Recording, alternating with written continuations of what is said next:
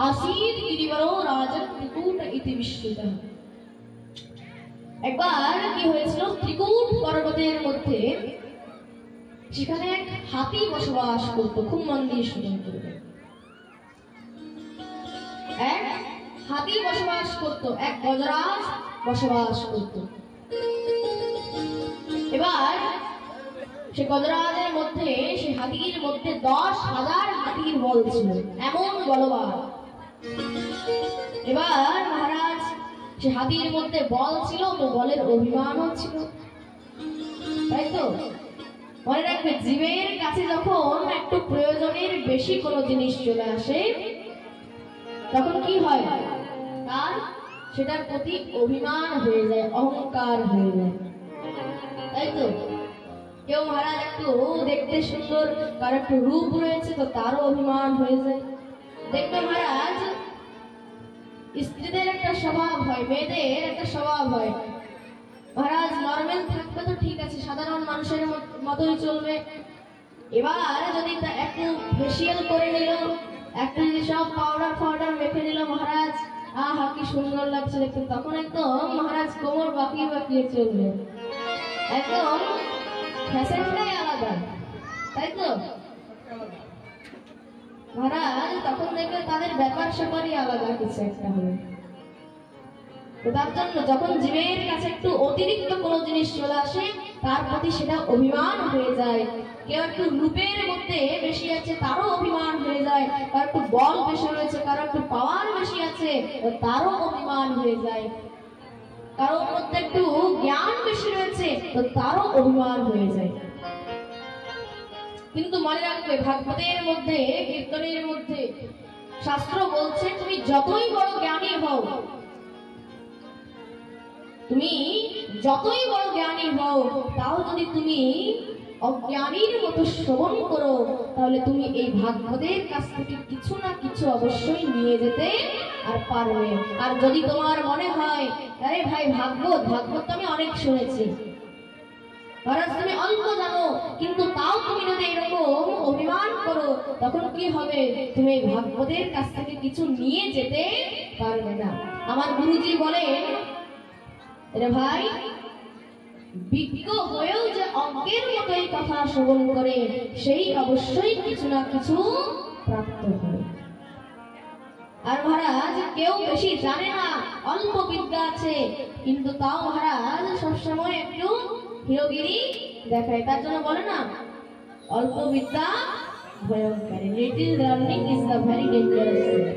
প্রেম সে বলো। তাহলে মহারাজ, এই অভিমান কিন্তু খুব খারাপ জিনিস। অভিমান খুবই খারাপ জিনিস। এই অভিমানের মধ্যে কি হয়, এই অভিমান আমার মধ্যে কতটা অভিমান রয়েছে সেটা আমি বুঝতে পারবো না, আপনার মধ্যে কতটা অভিমান রয়েছে সেটা আপনি বুঝতে পারবেন। কিন্তু কখন বুঝতে পারবেন, যখন এই অভিমানের কারণে পতন হবে। শুনবেন, পতনের মূল কারণ হচ্ছে এই অভিমান। পতনের মূল কারণ হলো অভিমান। বলছে, মদ্যপান করলে মহারাজ যে পাপ হয়, খুব মন দিয়ে শুনবেন, মদিরা পান করলে যে পাপ হয়, এই অভিমানের তার থেকেও বেশি পাপ হয়। এই অভিমান এত খারাপ জিনিস, এই অভিমান কিন্তু করতে মানা করছে। তার জন্য একটি চিঠির মধ্যে লেখা আছে, বলছে, মত কর তু অভিমান রে বন্দে, ঝুঠি তেরা শান রে। কি বলছে? বলছে, মত কর তু অভিমান রে বন্দে, ঝুঠি তেরে शान रे, मत कर तू अभिमान, मत कर तू अभिमान रे बंदे, झूठी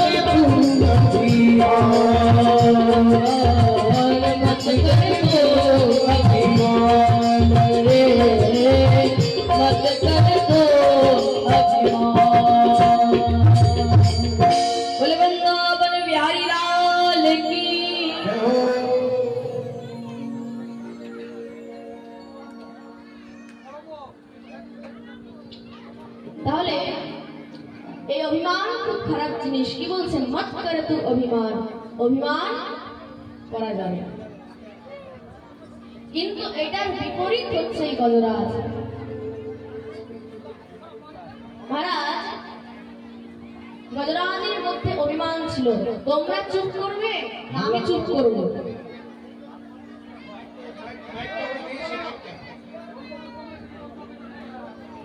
মাইকের দরকার আছে আপনাদের? আর একটু জোরে সাউন্ডটা শোনাবেন। সবাইকে বসার যে ভক্তরা আসছে আজকে এমনিতে একটু আল্লাহ নাম করে বসার সুযোগ করবে। আজকে এমনিতে একটু ভিড় হবে, তাই বলে গোলমাল না করে অন্য যারা ভক্ত আসছে তাদেরকে বসার সুযোগ করে দেবেন, একদম শান্ত সুষ্ঠু ভাবে। তোমরা শান্ত হয়ে বসে যান। এদিকে আরো জায়গা আছে, এদিকে চলে আসতে পারেন। সব মায়ের একটু চেপে চেপে বসুন। আবার চেপে চেপে মানে মহারাজ সবার ঘাড়ে মাথায় চেপে দাও না, তাহলে আবার গন্ডগোল হয়ে যাবে। তাহলে এই গজরাজের প্রচুর অভিমান ছিল। এবার একবার কি হয়েছে, এই অভিমান করার জন্য সামনে কোনো বনের মধ্যে, জঙ্গলের মধ্যে সামনে কোনো বড় গাছ দেখতে পেলে সঙ্গে সঙ্গে সেটাকে নিয়ে ফেলে দেয়। এত অভিমান ছিল। অভিমান করবেন না। কেন? আমাদের মহাপ্রভু বলে গিয়েছেন, মহাপ্রভু চারটে জিনিস শিখিয়ে গিয়েছেন। কি বলছেন? ত্রিনাদপি সুনীচেনম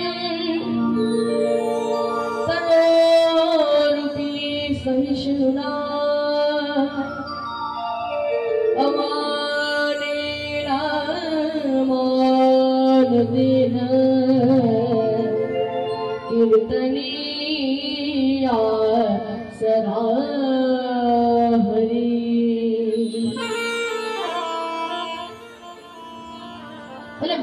কি বলছেন? অভিমান করবে না, তৃণাদপি সুনীচেনম, তৃণর থেকেও ছোট হয়ে থাকে। কুমন্দি শুনবে, চারটি জিনিস শিখিয়েছে। কি কি বলছে? তৃণাদপি সুনীচেনম,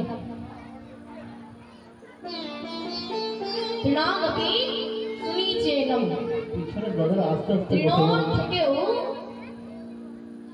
তৃণর থেকেও ছোট হয়ে থাকে।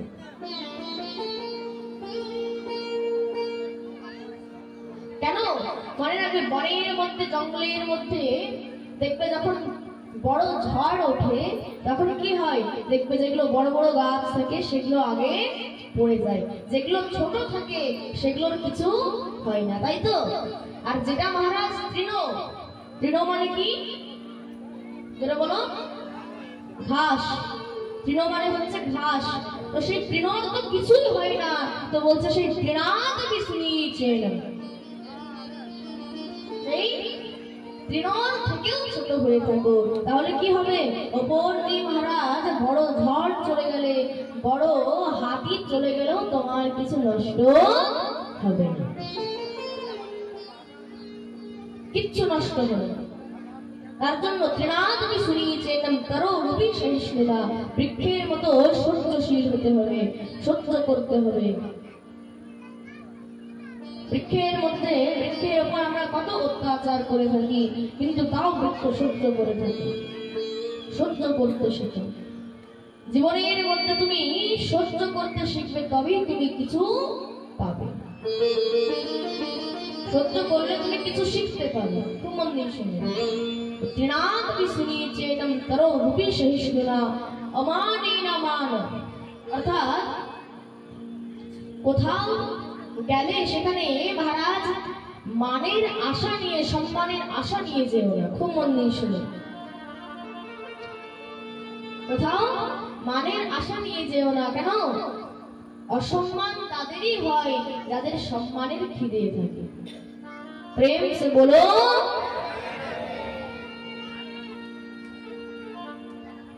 তাহলে বলছে অমানেনা মান, অর্থাৎ কোথাও সম্মানের আশা নিয়ে যেও না। কেন? কোথাও যদি সম্মান হয়ে গেল, তুমি কোথাও গিয়েছো, সেখানে সম্মান হয়ে গেল, তো সেটা ভগবানের ইচ্ছা, ভগবানের কৃপা। কোথাও যদি না হলো তো আমার কোনো যায় আসে না। কেন? আমি তো ভাবিনি যে সম্মান হবে, তাই তো? তাহলে অমানেনা, আর কি বলছে? মান দেন, নিজে সম্মানের আশা নিয়ে যেও না, অপরকে তুমি সম্মান দিতে এসেছো। এই চারটি জিনিস আমাদেরকে মহাপ্রভু শিখিয়ে গিয়েছেন। কীর্তনিয়া সদা হরি। তাহলে অভিমান করা যাবে না। কিন্তু গজরাজের মধ্যে অনেক অভিমান ছিল। একবার এই গজরাজ খুব সুন্দর করে তার শত শত পুত্র, শত শত স্ত্রীদেরকে নিয়ে বনের মধ্যে বিচরণ করছিলেন। এবার ওই বিচরণ করতে করতে সামনে একটি হ্রদ দেখতে পেল, সামনে একটি হ্রদ দেখতে পেল। এবার সেই হ্রদের মধ্যে গিয়ে, খুব মন দিয়ে শুনবেন, হাতির দুর্বলতা হচ্ছে কিন্তু জল। হাতির দুর্বলতা কি? জল। জল দেখলে আর হাতি থাকতে পারে না। এবার যেই মহারাজ হ্রদ দেখেছে, যেই জল দেখেছে, সঙ্গে সঙ্গে সেই হ্রদের মধ্যে সমস্ত হাতির দল নেমে পড়েছে। এবার নেমে গেছে মহারাজ। এবার শুধু নামেনি, সেখানে নেমে জল নিয়ে লাফালাফি জলের মধ্যে ছোড়াছুড়ি করছে। এবারে ওই যে জলের মধ্যে যত জলচর জীবগুলো ছিল, এবার তাদের তো কষ্ট হচ্ছে। এবার তাদের মধ্যে একজন গ্রাহ ছিল। গ্রাহ মানে হচ্ছে কুমির। গ্রাহ মানে কি? কুমির। এবার সে কুমির দেখছে এতগুলো হাতির দল নেমেছে, এতগুলো হাতিকে তো শান্ত করানো যাবে না, তাহলে মেন হাতি তাকে ধরতে হবে। তো মেন হাতিকে গজরাজ, গজেন্দ্র। তাহলে সঙ্গে সঙ্গে মহারাজ গজরাজের পাটা ধরেছে। এবার গজরাজ তো মহা বলবান, মহাশক্তিমান, সেও বাইরের দিক থেকে টানছে। এইভাবে দেখতে দেখতে গজগ্রাহের মধ্যে দিব্য যুদ্ধ লেগে গেছে। এই যুদ্ধ দিব্য 1000 বছর পর্যন্ত চলেছিল। খুব মন দিয়ে শুনবে, কত বছর চলেছিল? 1000 বছর পর্যন্ত। এবার সবাইকে ডাকছে, তাদের স্ত্রী পুত্র সবাইকে ডাকছে, আমাকে বাঁচাও বাঁচাও বাঁচাও বাঁচাও। কিন্তু আজকে কেউ আসছে না। কেন? সবাই বলছে আরে ভাই, এনার তো আর কিছুদিন বাকি আছে, কিছুদিন পরে তো মরবে, তো এনার জন্য আমাদের যে কটা দিন বাকি আছে সেগুলো কেন ব্যর্থ করি, চলো আমরা এখান থেকে চলে যাই। সমস্ত স্ত্রী পুত্ররা সবাই চলে গেছে।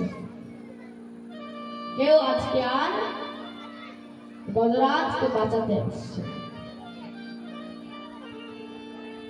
শিশুদেব প্রভু রাজা পরীক্ষিতকে এই সময় একটি কথা বললেন, মন দিয়ে শুনবে।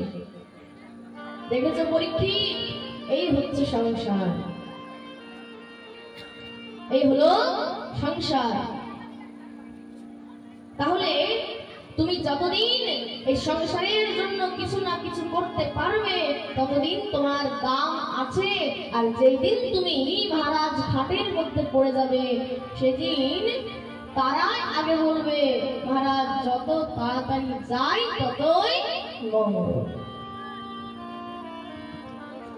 এই জীবন কারোর জন্য নয়, জীবন হচ্ছে নিজের জন্য। এই জীবনে মনুষ্য রূপে এসেছো, এই জীবনে মনুষ্য রূপে এসেছো, এই জীবনকে উপভোগ করে যাও, আনন্দ উপভোগ করে যেতে হবে। এই জীবন কারোর জন্য ব্যর্থ করা যাবে না। তোমার মহারাজ তুমি যাকে এতদিন পর্যন্ত ভালোবাসলে, দেখবে তুমি যাওয়ার পরে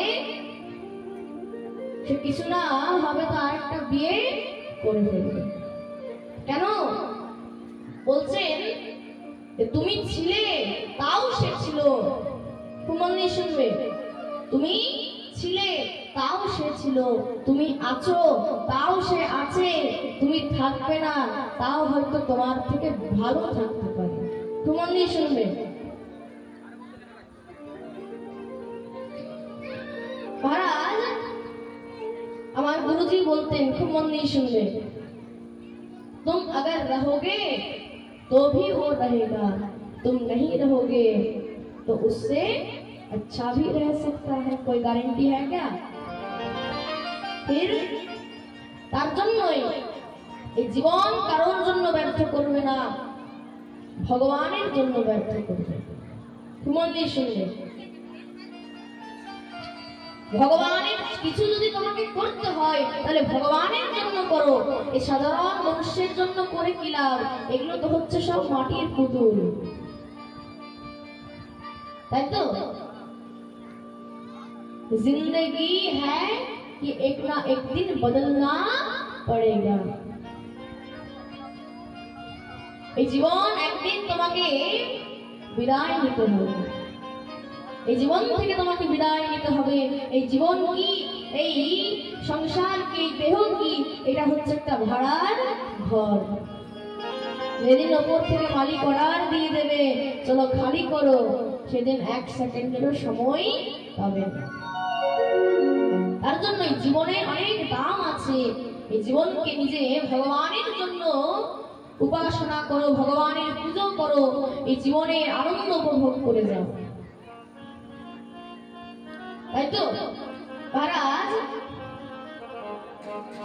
দেখো, মীরাবাই ভগবানের জন্য করে গিয়েছিল।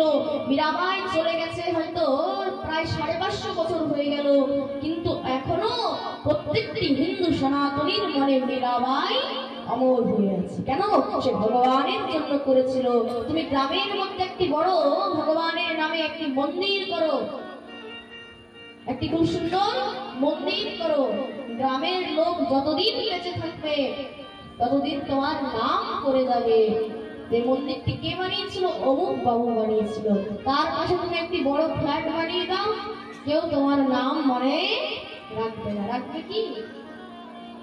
তার জন্য এই সংসার একদিন তোমাকে অবহেলা করে চলে যাবে, কিন্তু ভগবান দেখছে। ভগবান দেখছেন। আরে ভাই, তুমি এই সংসারকে দেখছো, কিন্তু ভগবান দেখছে রে আমি একে চালাচ্ছি আর এ একবার আমাকে দেখছে না। তার জন্য তুমি কিসের জন্য ভাবছো? যার ভাবনা তিনি ভাবছেন। ভাবছো বসে চলবে কিসে? তুমি ভাববার কে? যার ভাবনা তিনি ভাবছেন, তুমি ভাবো তাকে। তুমি কার জন্য সময় ব্যর্থ করছো? তিনি তোমার জন্য ভাবছেন। ভবিষ্যতের কথা চিন্তা করার দরকার নেই, কোনোই দরকার নেই। তুমি শুধু তাকে ভাবো, আর সে তোমার আপনি আপ তোমার বন্দোবস্ত করে দেবে। তোমার নিয়ে শুনবে। এখানের কমিটি শুধু উদ্যোগ নিয়েছিল যে আমরা ভাগবত করাবো। কিভাবে যে সফল হয়ে গেল শুধু ভগবান জানে। তো আজকে মহারাজ গজরাজকে বাঁচাতে কেউ আসেনি, সবাই আজকে চলে গেছে। এই হলো সংসার। মহারাজ এমন সময় কোন একজন মহাজন খুব সুন্দর এখানে খুব সুন্দর একটি দৃষ্টান্ত দিয়েছেন। বলছে, দেখো ওই গজরাজ যে বিবাহ করেছিল এবং এই যে এখন মৃত্যুবরণ করবে আর কিছুক্ষণ পরে, তো এই দুটোর মধ্যেই কিন্তু একটা দারুণ মেল আছে, খুব সুন্দর মেল আছে। একটা ভজনের মাধ্যমে আমরা শ্রবণ করব।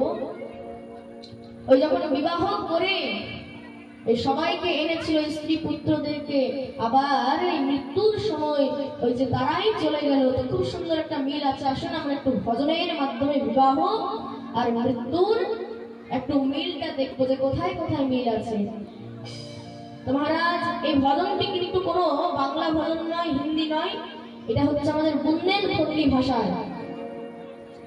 এটা বুন্দেলখন্ডী ভাষায় উত্তরপ্রদেশ এবং মধ্যপ্রদেশের 13টি জেলা নিয়ে এই ভাষার প্রচলন আছে। কুমন্দি শুনবেন। 13টি জেলার মধ্যে উত্তরপ্রদেশ এবং মধ্যপ্রদেশের 13টি জেলার মধ্যে এই ভাষার প্রচলন আছে। বুন্দেলখন্ডী ভাষা।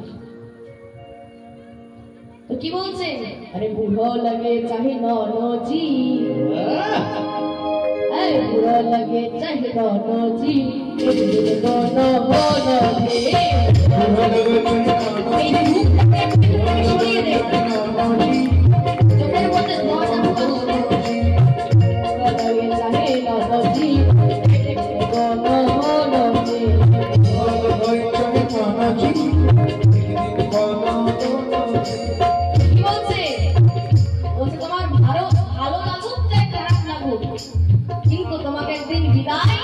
নিতে হবে, তাই তো? মহারাজ বলছে, যদি তুমি কোনো কন্যা রূপে জন্মগ্রহণ করো তাহলে তোমাকে এই নিজের বাপের বাড়ি থেকে শ্বশুর বাড়ির মধ্যে বিদায় নিতে হবে। আর যদি সাধারণ মনুষ্য রূপে জন্মগ্রহণ করো, কোনো জীব রূপে জন্মগ্রহণ করো, তাহলে চিরকালের জন্য তোমাকে ভব সংসার থেকে বিদায় নিতে হবে। বুড়ো লাগে চাহে নজি,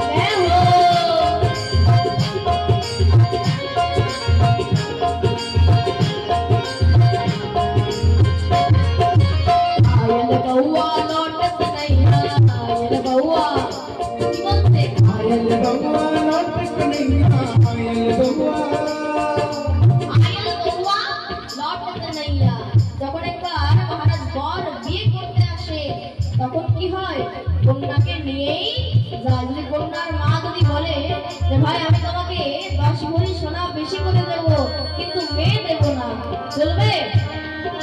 চলবে কি? তাহলে সে বলবে ভাই আমি তোমার মেয়েকে নিয়ে যেতে তোমার কন্যাকে নিয়েই যাবো, তাহলে তুমি 10 ভরি দাও আর 100 ভরি দাও। তো সেই রকম যখন আমাদের যমরাজ আমাদেরকে নিতে আসে তখন আমরা যদি বলি আমরা যাব না, চলবে?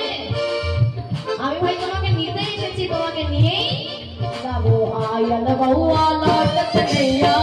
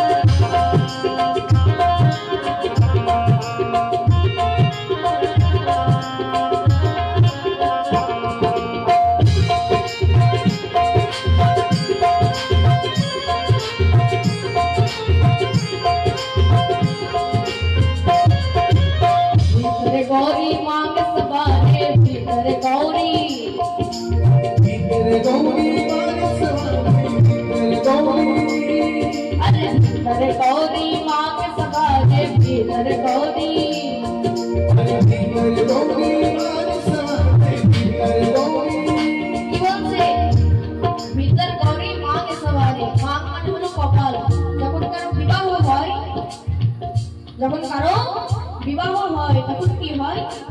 তখন মহারাজ ওই যে কন্যা থেকে যার বিবাহ হয়, কন্যা বা বর যেটাই বলুন, মহারাজ দুইজনকে কিন্তু দেখবেন ফোঁটা দিয়ে সাজানো হয় কপালের মধ্যে। মাং মানে কি? কপাল।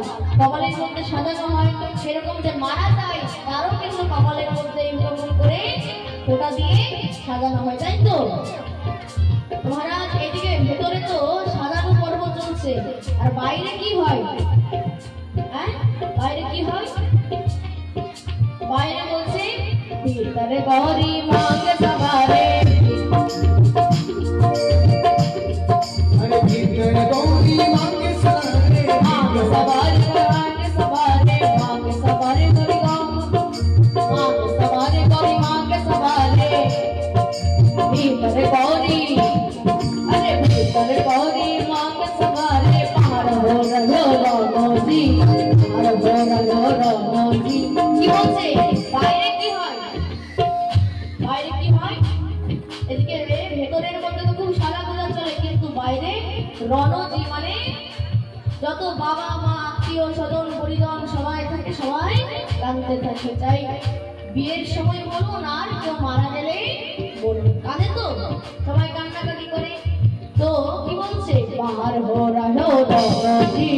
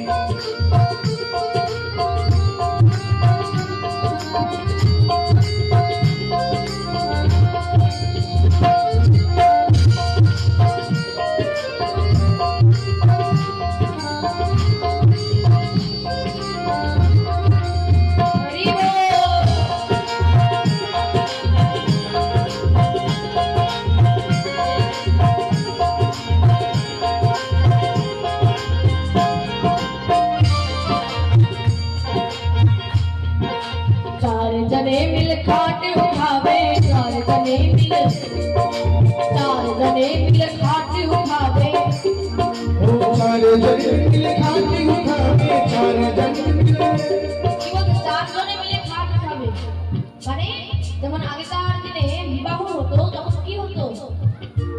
কন্যা থাকতো, তাকে পালকির মধ্যে নিয়ে যেত চারজনে। আর যে মারা যেত তাকেও কিন্তু খাটের মধ্যে নিয়ে যায় চারজনে মিলে, তাই তো?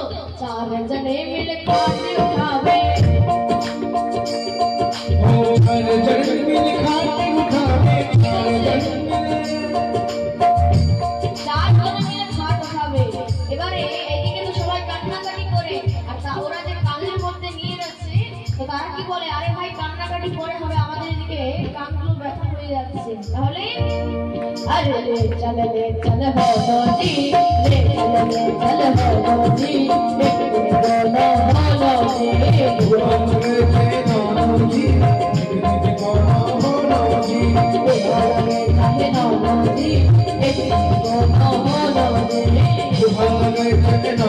जी,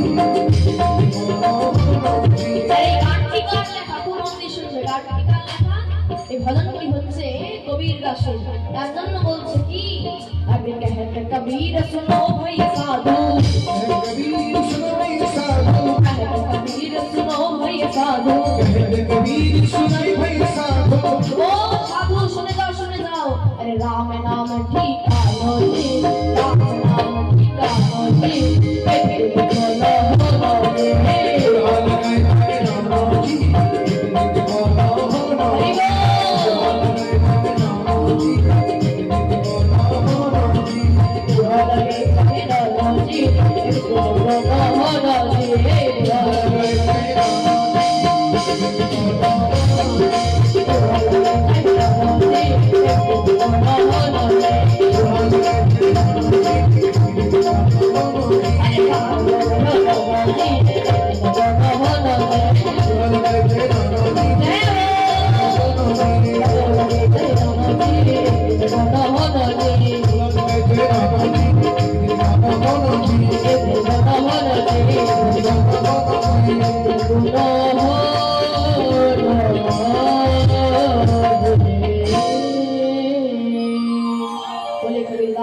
महाराज की हो।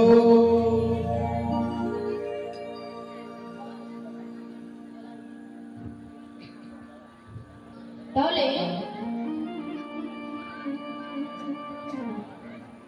এই যে আমরা এখনই এই ভজনটি শ্রবণ করলাম, এই ভজনটির মধ্যে আমরা কিন্তু বিবাহ এবং মৃত্যুর একটি মিল খুঁজে পেয়েছে, একটি নয় বেশ কিছুগুলি। তোমরা তাহলে বলছেন ওই যে গজরাজ দেখতে দেখতে 1000 বছর পর্যন্ত যুদ্ধ চলতে লাগলো। সেই যুদ্ধের পরে পুরো শরীরটা গজরাজের মহারাজ জ্বরের মধ্যে চলে গেছে। কেন? মনে রাখবেন, নিজের এলাকার মধ্যে নিজের পাওয়ার একটু বেশি থাকে। এটা একটু নিজের এলাকার মধ্যে, এই সাকড়ার মধ্যে সাকড়া গ্রামবাসীর পাওয়ার বেশি থাকবে, কিন্তু যেই সাকড়া আনাড়াতে চলে যাবে পাওয়ার কমে যাবে, ভোল্টেজ কমে যাবে। আর এখানে একদম হাই ভোল্টেজ থাকে, এটা ছুলেই মহারাজ একদম কারেন্ট হয়ে যায়, তাই তো? তো জলচর জীবের শক্তি জলের মধ্যে আরো ডবল হয়ে যায়। এবার জলচর জীব গ্রাহ মহারাজ তাকে এমন কাঁদতে লেগেছে, পুরো শরীরটা মহারাজ জলের মধ্যে ডুবে গেছে, শুধু মাথাটা বাকি আছে। আর ওই অন্ত সময় আজকে ভগবানের নাম মনে পড়েছে, অন্ত সময় ভগবানের নাম মনে পড়েছে। আর দেখতে দেখতে মহারাজ গজরাজ সেই ভগবানের স্তুতি করতে লাগলেন। আর ওই যে গজরাজ স্তুতি করছেন, এটি গজেন্দ্র মুখ্য স্তোত্র বলা হয়েছে। আসুন আমরা একটু এই গজেন্দ্র মুখ্য স্তোত্র শ্রবণ করব। সবাই সোজা হয়ে বসবেন, মায়েরা ঘোমটা নিয়ে নেবেন, দুটো হাত জোর করে। আসুন আমরা একটু গজেন্দ্র মুখ্য স্তোত্র শ্রবণ করব। नमो नमस्ते अखिलकारणाय निष्कारणाय अद्भुतकारणाय सर्वात्मने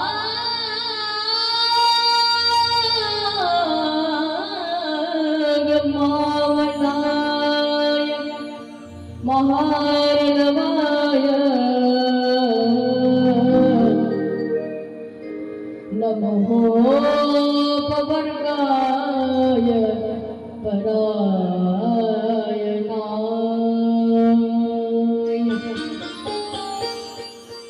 नमो नमस्ते किलकारणाय निष्कारणाय धृतकारणाय যেই গজেন্দ্র মুখ্য স্তোত্র শ্রবণ করলেন ভগবান আর থাকতে পারলেন না। ভগবান সঙ্গে সঙ্গে গরুড়ের পিঠের মধ্যে চেপে সঙ্গে সঙ্গে সেখানে চলে এসেছেন। আর সঙ্গে সঙ্গে সুদর্শন চক্র আহ্বান করে সেখানেই সেই গ্রাহের মস্তক, সেই কুমিরের মস্তককে ছেদন করে দিয়েছে, সেখানেই ছেদন করে দিয়েছে। আর দেখতে দেখতে গজরাজ মহারাজ নিজের সেই শরীরকে, নিজের দেহকে ভগবানের চরণের মধ্যে সমর্পণ করে দিলেন, সমর্পণ করে দিয়েছেন। এইভাবে দেখতে দেখতে গজক এবং গ্রাহের দিব্য প্রয়াণ হলো, দুজনেই দিব্য উদ্ধার হয়ে গেছে। ভগবান তাদের গোবিন্দায় নমো নমঃ, ভগবান তাদের উদ্ধার করলেন। রাজা পরীক্ষিত বলছে, প্রভু এই দুইজন এমন কে ছিল স্বয়ং ভগবান তাদেরকে উদ্ধার করতে এসেছে? স্বয়ং ভগবান তাদেরকে উদ্ধার করতে এসেছে, এই দুইজন এমন কে ছিল? তাদের পূর্ব জন্মের কথা শোনালেন সুমন্দির সিংহে। তারা দুজন পূর্ব জন্মে গিয়েছিল। এই গ্রাহক কে ছিল? এই কুমির কে ছিল? পূর্ব জন্মে এই গ্রাহক এক হুহু নামক গন্ধর্ব ছিল। খুব মন দিয়ে শুনবে, এই গ্রাহক হুহু নামক গন্ধর্ব ছিল। একবার কি হয়েছিল, দেবল ঋষি সেখান নদীর মধ্যে স্নান করতে এসেছে। এবার নদীর মধ্যে স্নান করছেন দেবল ঋষি। এবার সেই হুহু নামক গন্ধর্ব কি করেছে, সেই নদীর মধ্যে সে ঢুকে আছে, নদীর মধ্যে ঢুকে আছে। দেবল ঋষি নেমেছে নদীর মধ্যে, সঙ্গে সঙ্গে তার গাটা ধরে টানতে লেগেছে। এবার দেবল ঋষি মহাবলবান ছিলেন, সেও সঙ্গে সঙ্গে সেই হুহু নামক গন্ধর্বকে বাইরে বার করেছে, টেনে বার করেছেন। যখনই বার করেছেন দেখছে আরে এ তো গন্ধর্ব। অভিশাপ দিয়ে দিলেন সঙ্গে সঙ্গে, আরে গন্ধর্ব হয়েও তোর জলচর জীবের মতো অভিশাপ, আমি তোকে অভিশাপ দিচ্ছি, তুই পরবর্তীকালে পরবর্তী জন্মে তুই জলচর জীব হয়ে জন্মগ্রহণ করবি, পরবর্তীকালে গ্রাহক, তুই পরবর্তীকালে কুমির হয়ে জন্মগ্রহণ করবি। অভিশাপ যেই অভিশাপ দিয়ে দিয়েছে সঙ্গে সঙ্গে সেই মহারাজ হুহু নামক গন্ধর্ব সঙ্গে সঙ্গে তার চরণের মধ্যে পড়ে গেল। হে প্রভু, রক্ষা করো, রক্ষা করো, আমার অনেক বড় অপরাধ হয়ে গেছে, অপরাধ ক্ষমা করুন। এবার মনে রাখবে, সাধুর মন হচ্ছে কিন্তু অনেক নির্মল। খুব মন দিয়ে শুনবে, সাধুর মন খুব নরম হয়ে থাকে। সবাই মাখন তো দেখেছো, তো মাখনের থেকেও সাধুর মন আরো কোমল, আরো নরম। তো মহারাজ যত তাড়াতাড়ি রুষ্ট হয়েছিলেন তত তাড়াতাড়ি তুষ্ট হয়ে গেলেন। খুব মন দিয়ে শুনবে, সাধুর স্বভাব কি যত তাড়াতাড়ি রেগে যাবে তত তাড়াতাড়ি তাকে আশীর্বাদও দিয়ে দেবে। তো যত তাড়াতাড়ি অভিশাপ দিয়েছিল তত তাড়াতাড়ি তাকে আশীর্বাদও দিয়ে দিল। বললেন আচ্ছা ঠিক আছে, যাও, আমি তাকে আশীর্বাদ দিচ্ছি। কি মহারাজ, এই যে পা ধরার অভ্যাসটা করেছো না, এটা কোনোদিন ছাড়ো না। কেন? এই পা ধরতে ধরতে কোন কৃষ্ণ ভক্তর পা ধরে যে তোমার উদ্ধার হয়ে যাবে সেটা স্বয়ং ভগবানই। তাহলে মহারাজ এই যে গ্রাহক ছিল, এই গ্রাহক কি করলো, শুধু গজরাজের শুধু পাটা ধরেছিল, গ্রাহ কিন্তু ভগবানকে ডাকেনি। কে ডেকেছিল? ভগবানকে কে ডেকেছিল? হ্যাঁ, গজরাজ। কিন্তু উদ্ধার কিন্তু দুইজনেরই হয়ে গেল, কিন্তু গ্রাহ তো ডাকেনি ভগবানকে। ওই যে গ্রাহ গজরাজের শ্রীকৃষ্ণ ভক্তের পাটা ধরেছিল বলে আছে তার উদ্ধার হয়ে গেল। তার জন্য সবসময় সৎসঙ্গ করবে, সাধু সঙ্গ করলে তোমার ওইভাবে উদ্ধার হয়ে যাবে। এবং এটার আমরা একবার প্রমাণও পেয়েছিলাম, খুব মন দিয়ে শুনবে। একটা প্রত্যক্ষ প্রমাণ বলি, আমার স্বচক্ষে দেখা। আপনারা তো অনেকেই হয়তো জানেন যে আমি দুইবার টিভির পর্দায় রূপসী বাংলা এবং আকাশ আটের মধ্যে প্রোগ্রাম করতে গিয়েছিলাম। কলকাতার মধ্যে অডিশন ছিল। তো সেই অডিশন দেওয়ার সময় মহারাজ যখন রূপসী বাংলাতে অডিশন দিয়েছিলাম, তো সেখানে স্টুডিওর মধ্যে গান হওয়ার পরে তারপর যখন আমরা আসছিলাম, তখন আমরা ভাবলাম যখন একবার কলকাতা এসেছি, তো বারবার তো কলকাতা আসা হবে না, তাহলে একবার ভবতারিণী মায়ের দর্শন করে যাই। কেন? মহারাজ যে মায়ের দর্শন রোজ রামকৃষ্ণ পরমহংসদেব যে শাক্ত বৈষ্ণবের ভেদাভেদ দূর করে দেশে ভবতারিণী মায়ের উপাসনা করত, দেখলাম একবার আমিও ভবতারিণী মায়ের দর্শন করে যাই। এবার ভগবত দর্শন তো বিশাল বড় লাইন, সে লাইনের মধ্যে আমরাও দাঁড়িয়ে আছি। লাইনের মধ্যে দাঁড়িয়ে আছে একটি ছোট্ট মেয়ে, সে আমার কাছে এসেছে, বলছে তুমি মালা নেবে? মালা? বললাম কিসের মালা? বলছে 108টি জবা ফুলের একটি মালা আছে আমার কাছে। বললাম ঠিক আছে, কত টাকা দাম? বলছে 100 টাকা। বললাম ঠিক আছে, চলো 100 টাকা দিয়ে সে মালাটিকে ক্রয় করলাম। মালাটিকে ক্রয় করলাম। এবার আমি বললাম হাতের মধ্যে নিলে তো মালাটি অশুদ্ধ হয়ে যাবে, তাহলে তুমি কিছুর মধ্যে একটা দিয়ে দাও। সে কি করলো, একটা শাল পাতার ঠোঙার মধ্যে সেই মালাটিকে দিয়ে দিল। এবার মালাটিকে দিয়ে দিয়েছে মহারাজ। দিব্য বিশাল বড় লাইন, সে লাইন শেষ করে মহারাজ কোন রকমে মহারাজ আমাদের ভবতারিণী মায়ের কৃপায় আমরা তার দর্শন পেলাম। ওই যে পান্ডা ছিল, যে পূজারি ছিল, সে কি করলো, ওই শাল পাতার ঠোঙাটাকে ফেলে আর ওই যে মালাটি ছিল সেটা মায়ের গলায় পরিয়ে দিল। এবার সেই মালাটি তো মায়ের গলায় চলে গেছে, কিন্তু আমি দেখলাম সেই শাল পাতার ঠোঙাটিও কিন্তু মায়ের চরণে পড়ে। খুব মন দিয়ে শুনবেন, ওই মালাটার অধিকার ছিল আমি মায়ের গলায় যাব, কিন্তু কই ওই শাল পাতার ঠোঙাটার তো অধিকার ছিল না যে আমি মায়ের চরণে যাব। কিন্তু কি করে মায়ের চরণটা পেল? ওই যে সৎসঙ্গ রূপী, সাধু সঙ্গ রূপী ওই জবা ফুলের মালাটিকে আঁকড়ে ধরেছিল ওই শাল পাতার ঠোঙাটা।